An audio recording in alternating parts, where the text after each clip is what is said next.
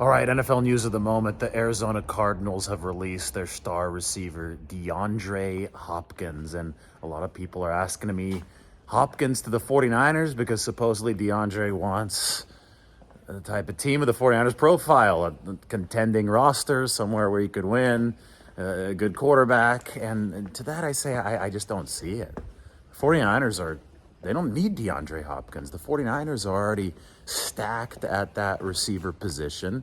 You have obviously Brandon Ayuk and Deebo Samuel at the top, but you also have some nice depth, starting with Juwan Jennings. You just drafted Ronnie Bell. We'll see how he pans out for the 49ers. But you just look at this financially and in the big picture, the 49ers are still determining if Brandon Ayuk, for example, is a true A-list talent who they're going to pay. So that's still TBD. Juwan Jennings is entering the final year of his contract. I mean, 49ers are in a situation right now where there are some determinations they're going to have to make about the future of the receiving room. But for the short term, they've got the bodies that can make a run in that room. And DeAndre Hopkins, he hasn't played a full season now in 3 years. He had that PED suspension not that long ago. He's 30 years old. I don't think that he's an ascending stock after only having played, I think, 9 and 10 games respectively over the past 2 seasons. I still think he's a really, really good receiver. But if you're the 49ers within the larger picture of, your cost-benefit analysis, you're fitting guys into your cost structure, you're trying to figure out where to best allocate your cap space. If you're the 49ers, you're going to want to invest in an ascending stock. So when they traded for Christian McCaffrey last year, they thought he was still an ascending stock. 26 years old, right? A guy in his mid-20s. That's how the 49ers viewed it. Hopkins, there is no evidence that this is still an ascending stock at age 30. And then you look at the rest of the receiver room and you look at the setup there.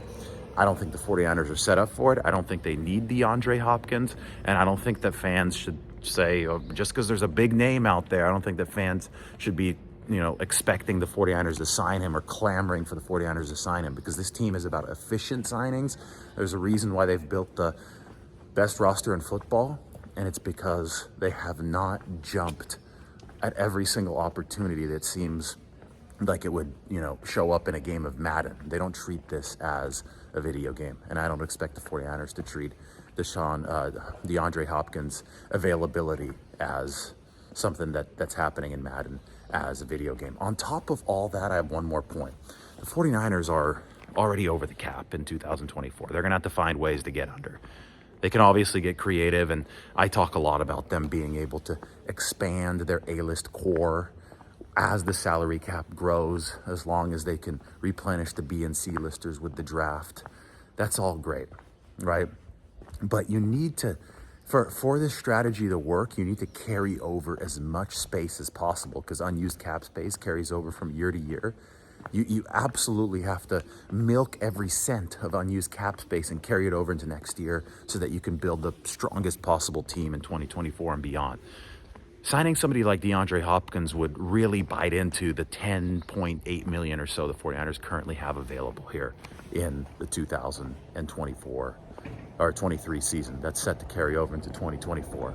So with that in mind, you say, would signing somebody like Hopkins really be worth it? They'd be compromising some of the long-term viability of their roster, some of the long-term structure of their roster.